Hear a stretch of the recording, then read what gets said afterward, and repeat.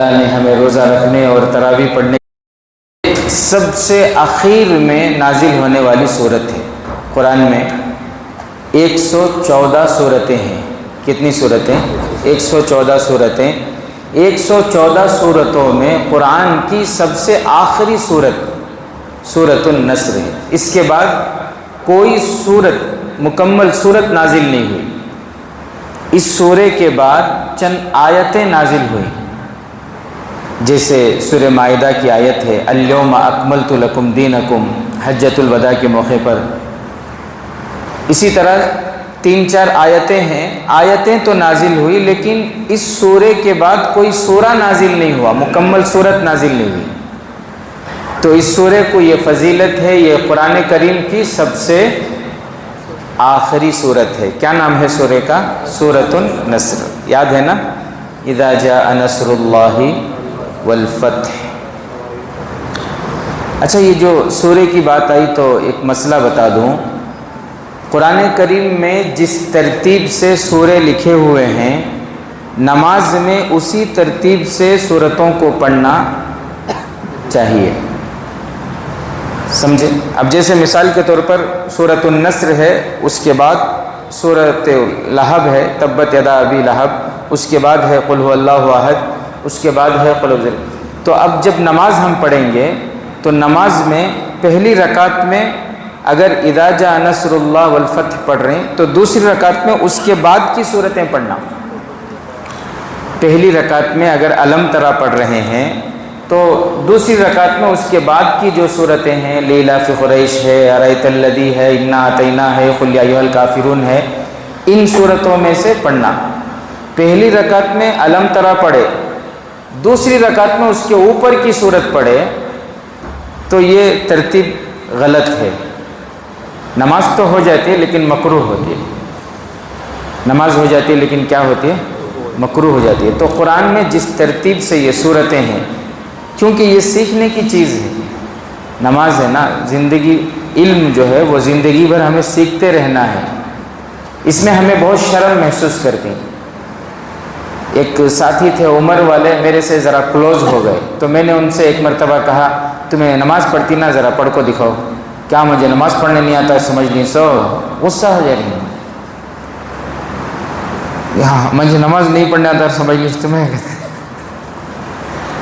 حالانکہ میرا مقصد مطلب ترتیب بول کر دیں گے، کچھ غلطی ہے، کچھ کمی بیشی ہے، دیکھیں گے، یہ نیت تھی، لیکن الٹا جواب ملتا ہے۔ بہرحال تو سیکھنے میں شرم نہیں کرنا چاہیے۔ اسی طرح 2 صورتوں کے درمیان ایک چھوٹی صورت چھوڑ دینا یہ بھی مکروہ ہے۔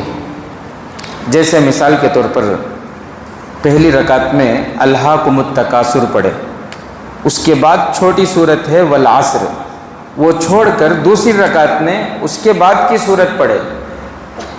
2 صورتوں کے درمیان ایک چھوٹی صورت کو چھوڑ دیے، پہلی رکعت اور دوسری رکعت کے خیرت میں چھوٹی صورت کو چھوڑ دیے تو یہ بھی، اس کو بھی ناپسند فرمایا۔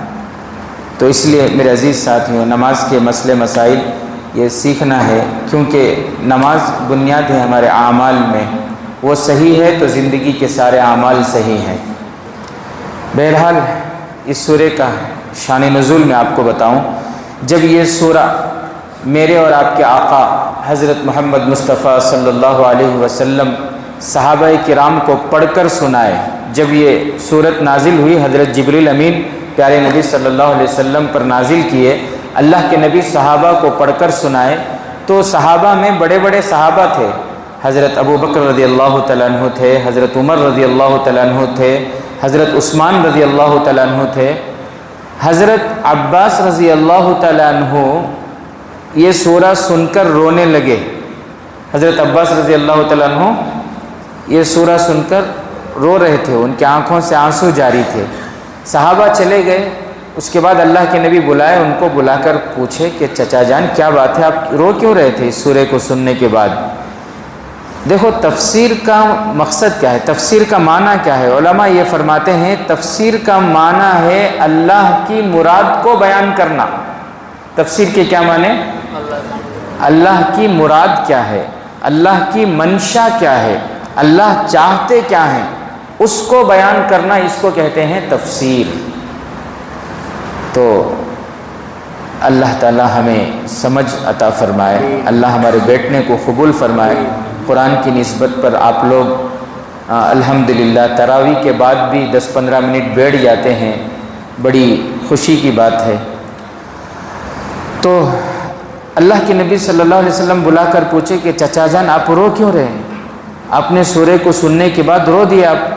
تو حضرت عباس رضی اللہ تعالیٰ عنہ فرمانے لگے کہ یہ سورہ جو ہے، اس سورہ میں اللہ تعالیٰ اشارہ کر رہے ہیں کہ اے نبی، ترجمہ دیکھیں، اذا جاء نصر اللہ، جب آ جائے اللہ کی مدد، والفتح اور فتح، ورأیت الناس يدخلون فی دین اللہ افواجا، اور آپ دیکھو لوگوں کو کہ وہ فوج در فوج، جوق در جوق، جماعتوں کی جماعتیں دین میں داخل ہونے لگیں، تو فسبح، اے نبی صلی اللہ علیہ وسلم آپ اللہ کی تسبیح تحمید بیان کیجئے، واستغفر اور استغفار کیجئے، انہو کان توابا، بے شک اللہ تعالیٰ توبہ کو قبول کرنے والے ہیں۔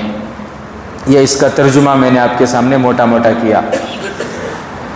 تو حضرت ابن عباس رضی اللہ تعالیٰ عنہ کہنے لگے، حضرت عباس رضی اللہ تعالیٰ عنہ کہنے لگے کہ اس سورہ میں یہ بتایا گیا کہ آپ کے آنے کا جو مقصد تھا وہ مقصد پورا ہو گیا۔ پیارے نبی کے آنے کا مقصد کیا تھا؟ دین کو پھیلانا، لوگوں تک دین کی بات پہنچانا۔ جب اللہ کی مدد آ گئی، فتح مکہ یعنی فتح آ گئی اور لوگ ایمان کے اندر جماعتوں کی شکل میں داخل ہونے لگے، تو اب آپ کا کام مکمل ہو گیا۔ یعنی مطلب یہ ہے کہ اس دار فانی سے آخرت کی طرف آپ کے کوچ کرنے کی خبر اللہ اس میں دے رہے ہیں۔ حضرت ابن عباس اللہ کی منشا کو سمجھ گئے، تو اللہ کے نبی صلی اللہ علیہ وسلم نے فرمایا کہ آپ نے بالکل صحیح سمجھا۔ کیا فرمایا؟ آپ نے بالکل صحیح سمجھا۔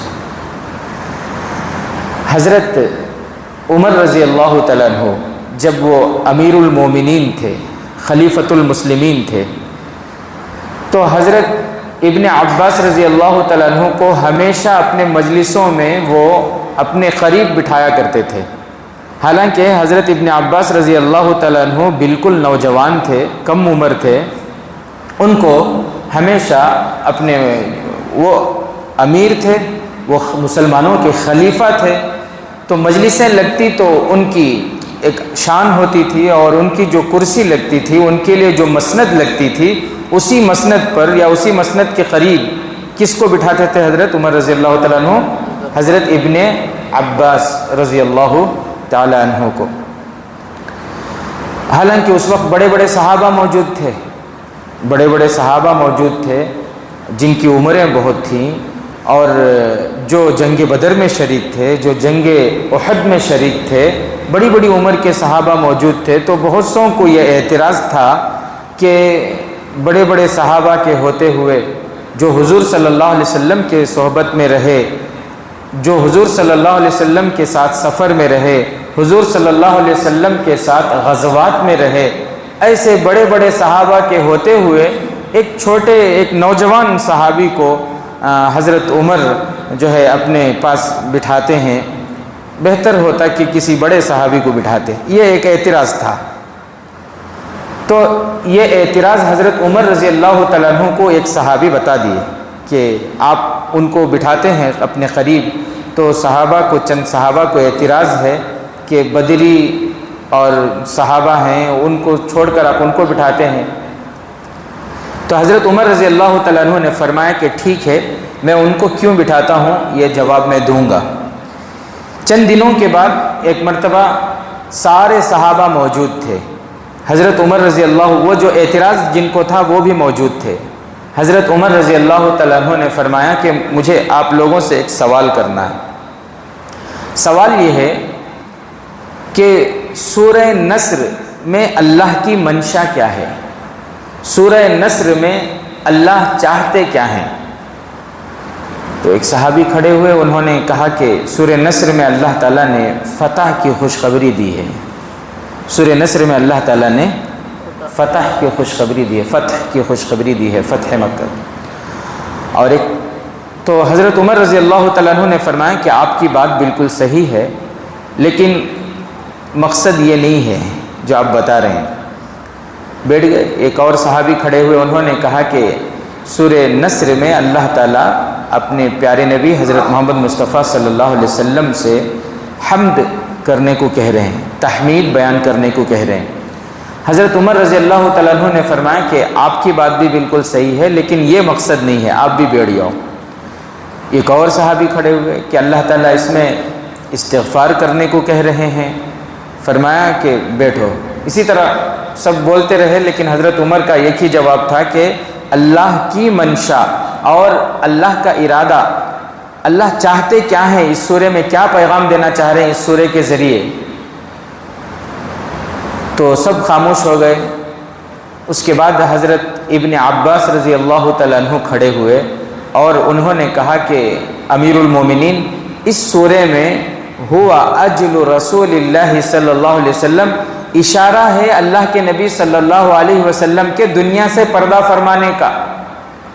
یہ سورے کے ذریعے، حالانکہ اس سورے میں کہیں بھی وہ تذکرہ نہیں ہے پیارے نبی کے وصال کا، پیارے نبی کے وصال کا کہیں بھی تذکرہ نہیں ہے، ابھی آپ نے ترجمہ سنا، لیکن اس سورے کے ذریعے حضرت ابن عباس نے فرمایا کہ اشارہ ہے، اللہ یہ بتانا چاہ رہے ہیں کہ جس مقصد کے لیے ہم نے پیارے نبی حضرت محمد مصطفیٰ صلی اللہ علیہ وسلم کو دنیا میں بھیجا تھا، اے میرے محبوب اب وہ مقصد کی تکمیل ہو گئی، اب آپ کو اس ذلیل دنیا میں رہ کر کیا کرنا ہے، آپ میرے پاس آ جاؤ، یہ اشارہ ہے اس میں۔ تو سب صحابہ کو سمجھ میں آیا کہ ہاں واقعی بات تو صحیح ہے، اللہ کی منشا کو انہوں نے سمجھا، اسی لیے ان کو مفسر قرآن کہا جاتا ہے، حضرت ابن عباس رضی اللہ تعالیٰ عنہ کو۔ بہرحال حضرت عمر رضی اللہ تعالیٰ عنہ نے بھی فرمایا کہ میں بھی یہی کہتا ہوں جو ابن عباس کہہ رہے ہیں۔ تو میرے محترم بزرگ عزیز دوستوں، یہ سورۃ النصر ہے۔ اسی طرح ایک اور حدیث میں ہے کہ ایک مرتبہ اللہ کے نبی صلی اللہ علیہ وسلم نے صحابہ سے فرمایا، بہت سارے صحابہ تھے، کہنے لگے کہ اللہ تعالیٰ نے اپنے ایک بندے کو دو باتوں میں سے ایک بات، دو چیزوں میں سے ایک چیز کو اختیار کرنے کا حکم دیا۔ اللہ کے نبی فرما رہے ہیں صحابہ سے کہ اللہ نے اپنے بندوں میں سے ایک بندے کو دو باتوں میں سے ایک بات کے اختیار کا حکم دیا۔ اللہ نے یہ اس بندے سے یہ کہا کہ آپ چاہو تو اپنے دوستوں کے ساتھ دنیا میں رہو، یا اگر چاہو تو آپ ہمارے پاس آ جاؤ۔ اس بندے نے اللہ کے پاس جانے کو پسند فرمایا ہے۔ جب اللہ کے نبی یہ حدیث بتائے تو حضرت ابو بکر صدیق رضی اللہ تعالیٰ عنہ رونے لگے۔ حضرت ابو بکر صدیق رضی اللہ عنہ کیسی محبت تھی ان کے دلوں میں، حضرت ابو بکر صدیق رونے لگے۔ حضرت ابو سعید خدری رضی اللہ تعالیٰ عنہ فرماتے ہیں کہ مجھے سمجھ میں نہیں آیا کہ یہ بڑے میاں رو کیوں رہے، اللہ کے نبی ایک حدیث سنائے، اس میں رونے کی کیا بات ہے؟ لیکن فرماتے ہیں کہ اس سورے کے نازل ہونے کے 80 دن کے بعد پیارے نبی صلی اللہ علیہ وسلم دنیا سے پردہ فرما گئے۔ تب مجھے بات سمجھ میں آئی کہ کیوں رو رہے تھے حضرت ابو بکر۔ تب مجھے یہ بات سمجھ میں آئی کہ اللہ نے اپنے بندوں میں سے ایک بندے کو جو اختیار دیا، وہ بندہ کوئی اور نہیں بلکہ وہ بندہ میرے اور آپ کے آقا حضرت محمد مصطفیٰ صلی اللہ علیہ وسلم ہی تھے، جنہوں نے دنیا کے مقابلے میں اللہ کے پاس جانے کو پسند فرمایا۔ تو میرے عزیز ساتھیوں، یہ سورے کا پس منظر میں آپ کے سامنے بیان کر رہا ہوں۔ اس سورے میں جو فتح کی خوشخبری دی گئی ہے، فتح مکہ، فتح مکہ سے پہلے صلح حدیبیہ کا واقعہ پیش آیا۔ فتح مکہ جو ہے سن 8 ہجری میں پیش آیا۔ کتنی ہجری میں؟ سن 8 ہجری میں۔ اس سے پہلے صلح حدیبیہ پیش آیا سن 6 ہجری میں۔ دیکھو، دین کے خاطر کڑوی چیزیں انسان برداشت کرتا ہے، کڑواہٹ برداشت کر لیتا ہے، پھر اس کی زندگی میں برکتیں ہی برکتیں ہوتی ہیں۔ اب جیسے میری جو باتیں ہوتی ہیں بہت سوں کو بہت کڑوی لگتی ہے، بے غیرت ہو گئے کیا، کئی کو بھیج رہی بیکاں کو سنگے میں، بہت خراب دستا ہے۔ مفتی صاحب کو جمعہ میں اس کے علاوہ کیا ملتاش نہیں، دکھانے کے واسطے شادیاں میں کئی کو فضول خرچی کر رہی، سادگی کے ساتھ کرو نا، سمجھ میں نہیں آتی بات، نہیں سادگی کے ساتھ کرے تو خاندان میں کیا عزت رہتی ہے، محلے میں کیا عزت رہتی ہے، جاننے والے پہچاننے والے کیا، ابھی چھوکروں کے گھر میں چھوکریاں کے گھر میں ہماری عزت ہی نہیں رہتی، ماحول کیسا چل رہا ہے ویسا ہمیں بھی چلتے رہنا، جہنم کی طرف جا رہا ہے تو ہمیں بھی جانا، یہ کوئی عقل مندی کی بات ہے؟ تو جب میں بولتا ہوں کہ شادیوں میں ویڈیو مت رکھو، فضول خرچی مت کرو، بہت ساتھیوں کو بہت تکلیف ہوتی ہے، لیکن برداشت کر کے اگر اسے قبول کر لیں تو بڑا فائدہ ہوگا۔ جیسے صلح حدیبیہ کے موقع پر، صلح حدیبیہ کی تھوڑی سی بات میں آپ کو بتا دوں۔ اللہ کے نبی صلی اللہ علیہ وسلم خواب دیکھے، اور خواب میں کیا دیکھے؟ مدینے میں ہیں، مدینے میں خواب یہ دیکھتے ہیں کہ پیارے نبی صلی اللہ علیہ وسلم احرام کی حالت میں ہیں اور طواف کر رہے ہیں۔ اللہ کے نبی خواب دیکھ رہے ہیں، کہاں دیکھ رہے ہیں؟ مدینہ منورہ میں۔ مکے میں کس کا قبضہ ہے؟ قریشوں کا، کافروں کا، غیر ایمان والوں کا پورے مکے پہ قبضہ ہے۔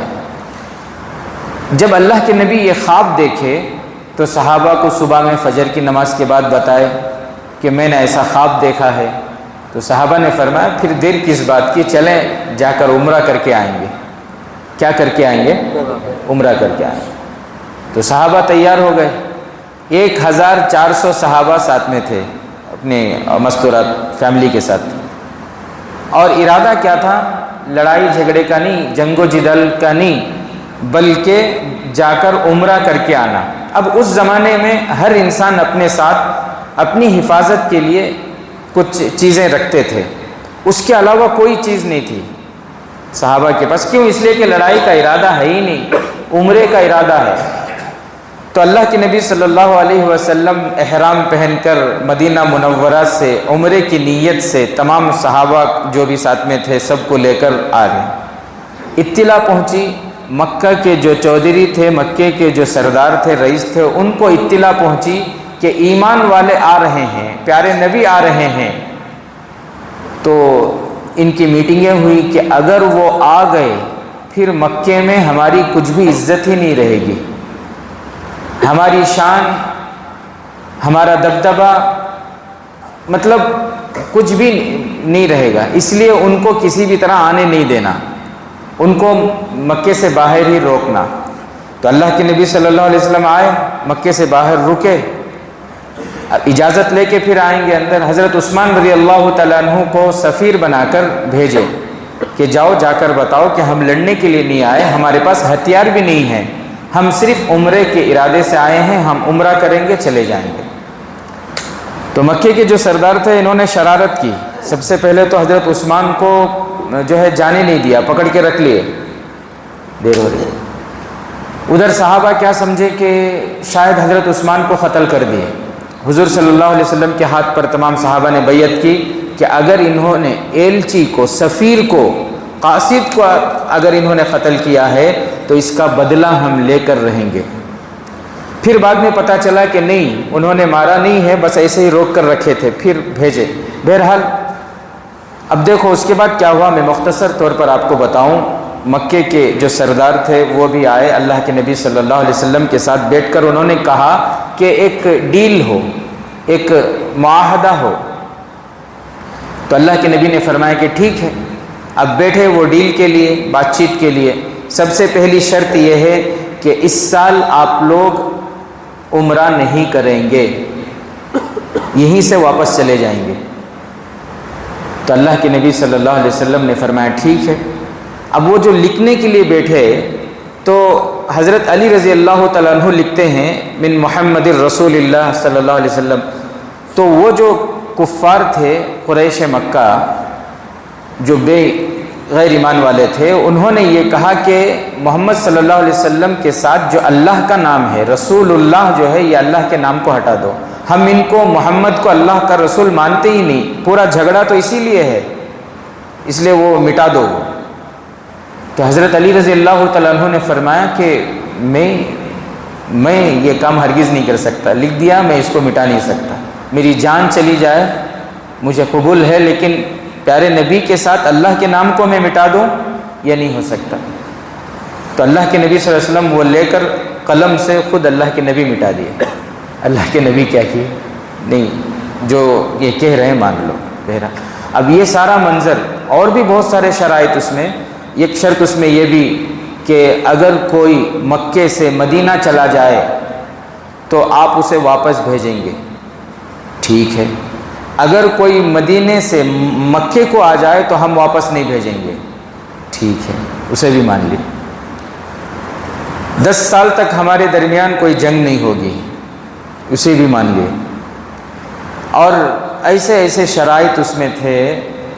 حضرت عمر رضی اللہ تعالیٰ عنہ کو بہت غصہ آ رہا تھا، صحابہ کو بہت غصہ آ رہا تھا، یعنی عجیب لگ رہا تھا۔ حضرت عمر کہہ رہے تھے کیا ہم حق پر نہیں ہیں؟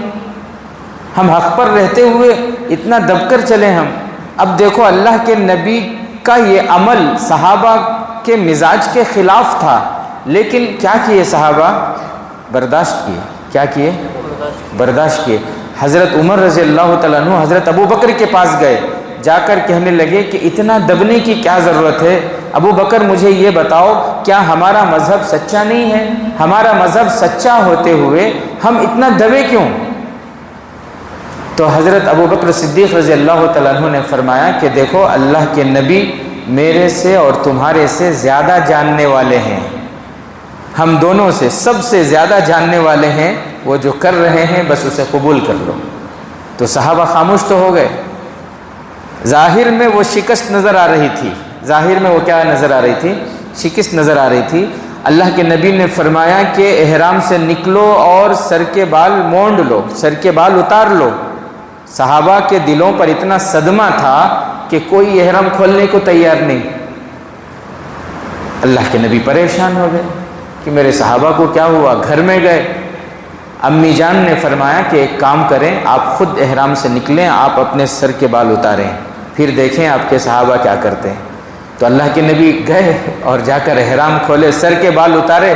جب اللہ کے نبی اتارے تو تمام صحابہ اپنے سر کے بال اتارے اور احرام وہیں پر کھول کر پھر وہاں سے روانہ ہوئے۔ تو یہ جو کڑوا گھونٹ انہوں نے پیا، تو اس کا نتیجہ کیا ہوا؟